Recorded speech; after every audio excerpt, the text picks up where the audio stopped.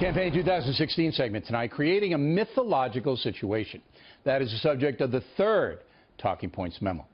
The liberal press furious that Donald Trump won the election, so now they're putting out absurd storylines designed to denigrate those who voted for Mr. Trump. The top one is that somehow the white power movement is gaining momentum in the USA because of Trump. You may remember that on November 19th, about 275 hapless nuts showed up for a white nationalist conference in Washington, D.C. 50 reporters were there to greet him. Let me give you that again. 275 morons covered by 50 journalists.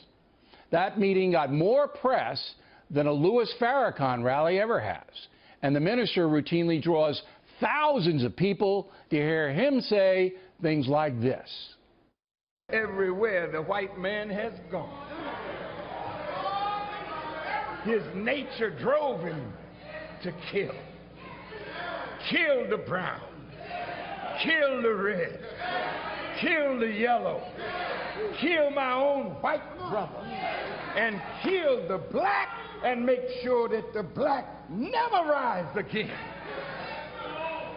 And hell followed. Everywhere he went, hell followed. Now, Talking Points is not suggesting the media cover Farrakhan.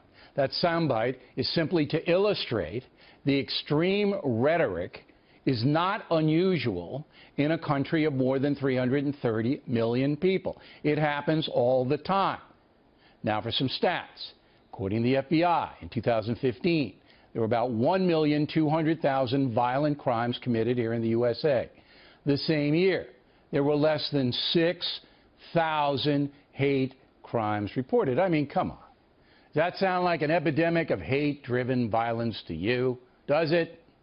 And then there are the folks who voted for Trump and whom the media are trying to make into some kind of fascist cadre. Bret Baier had a very fine special called The Trump Revolution, where everyday Americans got their say. If we let everybody go to Mexico, we're not going to have any jobs for our grandchildren. I think everybody's just mad, and they got fed up with the government letting things like this happen. I appreciate any candidate that's going to do more to keep jobs in America. And that doesn't exactly sound like a Nuremberg rally, does it? Yet folks like those are routinely demonized by left-wing media as racist or whatever. The truth is, there is no substantial white power movement in this country.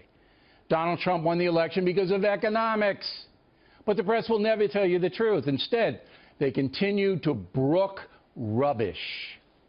There was a time when people would at least keep these thoughts to themselves, and the thing that is so absolutely frightening since the election of now President-elect Donald Trump is that we are seeing Americans all over the country and people all over the world normalizing hatred, bigotry, racism, anti-Semitism, religious freedom. People are completely against it, and we don't bat an eye. Now, that statement is completely insane and irresponsible. And no serious news agency should foster something like that.